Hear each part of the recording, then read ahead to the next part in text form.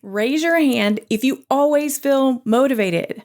I don't see any hands back there. Okay, raise your hand if you feel bad when you don't feel motivated.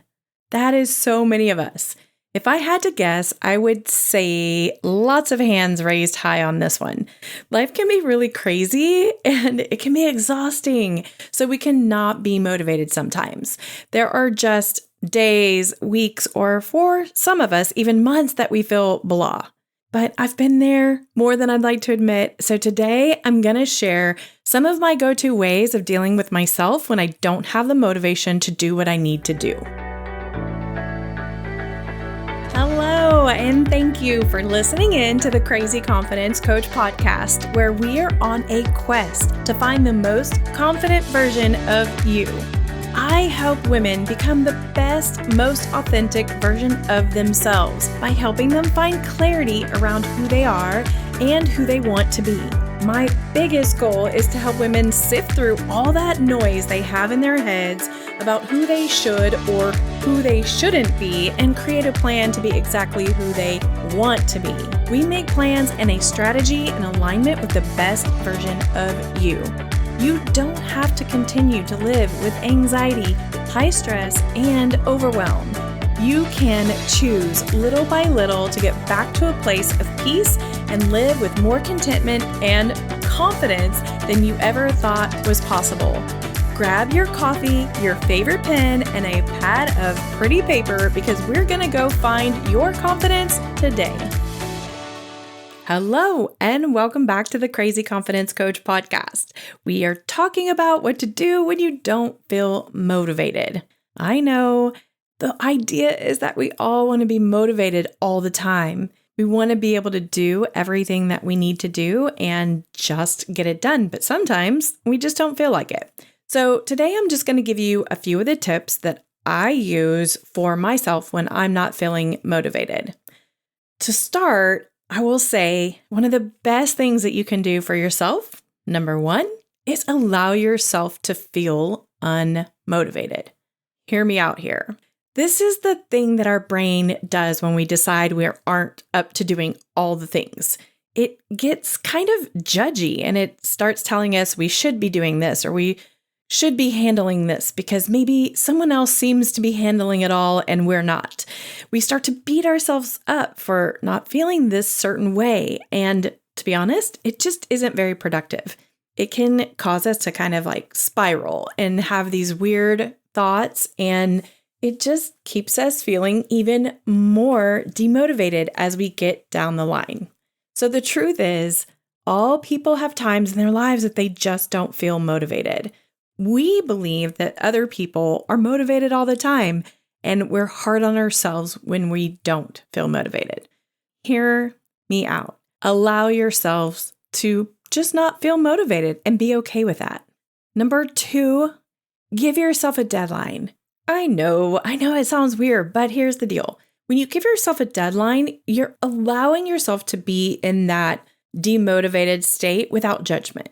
When you do that and you give yourself a deadline, it's like, okay, I can do what I need to do right now. I can be in my funk. I can decide that I'm not really as productive as I would like to be, but that's okay because I'm going to get to it at 5 p.m. tomorrow or 3 days from now. I'm going to make sure that I do what I need to do. Believe me, I've checked out for 2 to 3 days before, and it's not ideal. It's just not, but it is what you need sometimes. Be realistic. Don't demonize yourself, but give yourself a deadline. And that deadline transfers into number 3, and that is tell an accountability partner what your deadline is. It can be your spouse, it can be your bestie or a friend, but here's the key. You need to be able to trust them, and it needs to be someone that's going to have your back, but keeps you on track. Simultaneously, they have your back, but they also say, hey, good for you. It's okay to be down, but it's also time to get back on track because you said you were going to get back on track. You want to also make sure it's someone that isn't going to throw that in your face at another time and isn't going to judge you, because the whole point is to allow yourself to have the freedom to feel demotivated for that time frame. Then once you have that friend or accountability partner or spouse or whoever you tell, I say number 4 is important as well, and that's have a prepared list of things that you really, really enjoy and they breathe life into you. All right, what does that even mean? Some people really enjoy a hike. It is being outdoors. If you've listened to other podcasts, I talk about grounding. Grounding is a great way to kind of allow your body to kind of reset. Some people, it's music. They really find that their body is rejuvenated with music.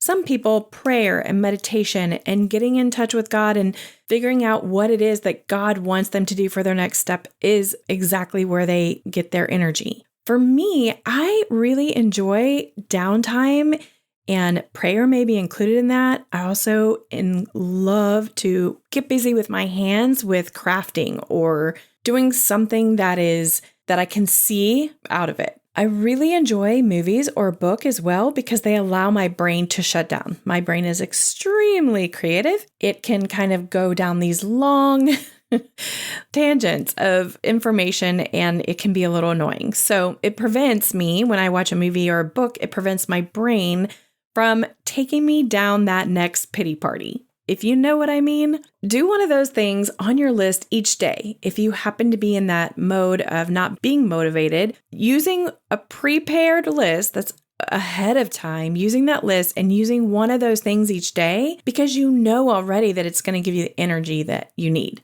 Getting that clarity, though, about what motivates you is super important. I do that with my clients, and it seems silly. Oh, I don't need anybody to help me with my list. But sometimes people do need that help because sometimes when I ask a client, like, what helps you get out of your brain? What helps you feel motivated? It takes some time for people to really get in touch with themselves, especially if you're someone who has been uber busy and you're just going from thing to thing, you have all these responsibilities and you're not taking the time to be in touch with yourself, it can be super difficult. If you want help with that, it's something that I can do really easily. Jump onto the website, The Crazy Confidence Coach, and sign up for a coaching there, and we'll specifically work on that list if you need help with it. If you don't, not a big deal. Just make sure you have that list handy for when you encounter these times in your life where you're demotivated. Number 5, give yourself a pass to do the minimum required to make it through your day when you're demotivated. I think it would be a great idea to make yourself a little coupon. I'm one of those quirky people who likes the coupon books, give to your husband foot massage or a day with the guys or whatever, where they can pull out the piece of paper. I think it'd be great to make yourself a little pass. You can say, I'm just giving myself my pass and just do the minimum required for that day. Most of us have a baseline of activities that we must do in a day. To keep our jobs, to care for kids, to care for the pets, to care for the husband. Just do those minimum required items, but allow yourself a pass on anything additional in your normal day. Then just have respect for yourself. Allow yourself the downtime. It's okay that you're not being overly accomplished for the day.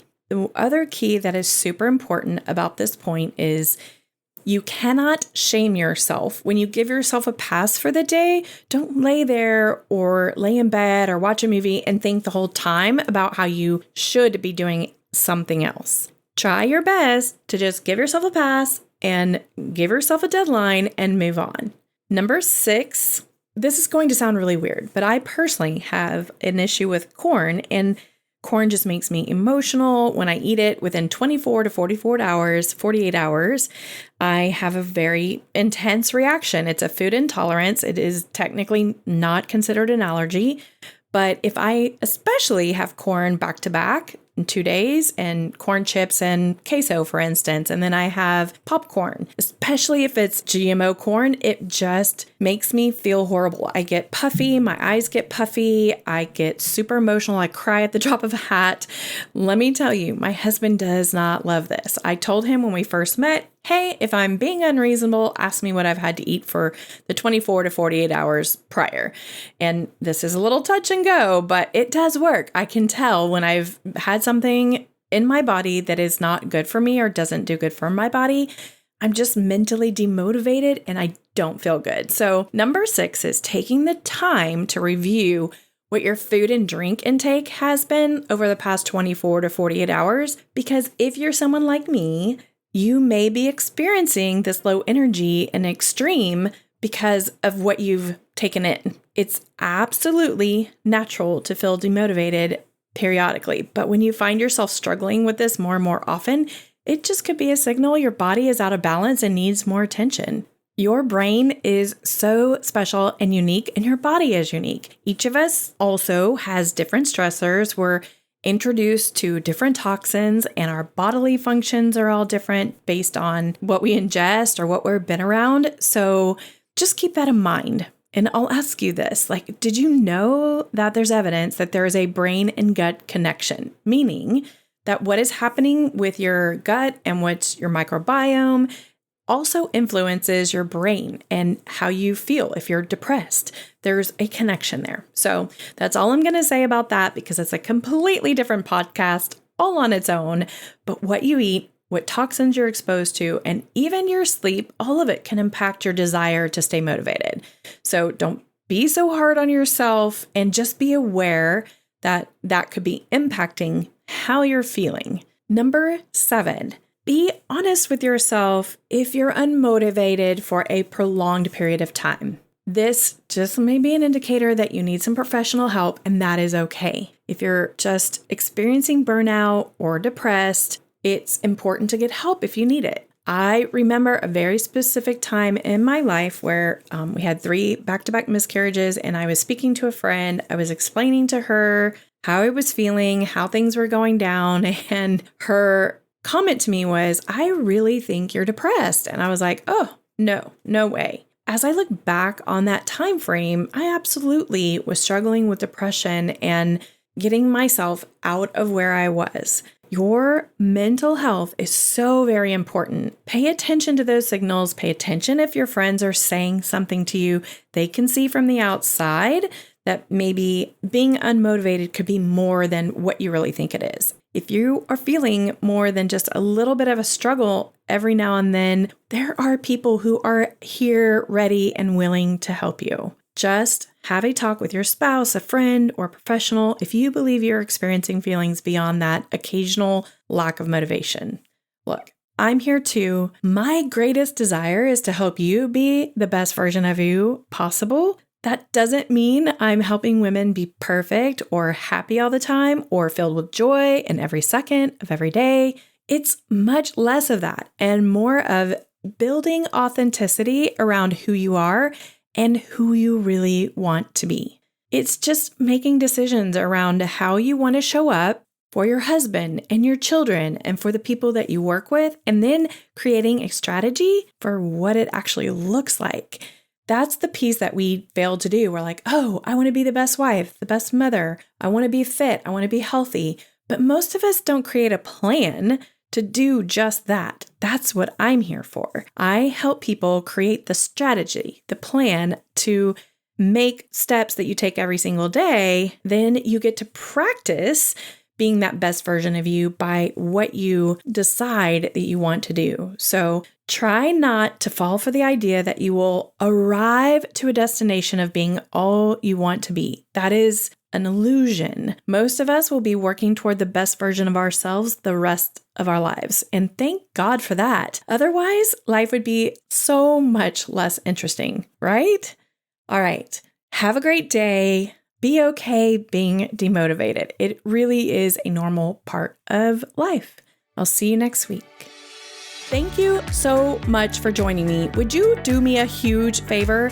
Will you share this podcast with 3 people you think might find the podcast helpful?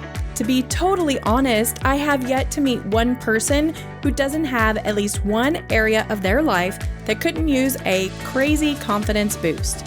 Hey, if you want to fast track your crazy confidence journey, let's hop on a call and figure out what's holding you back.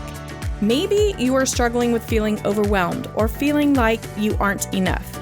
Do you want a big raise and don't know how to ask for it? Or are you just tired of feeling insecure with friends or your spouse? Whatever you're struggling with, I can help you. Go to www.thecrazyconfidencecoach.com to schedule your free discovery call today. Hope to see you here next week. Love you big.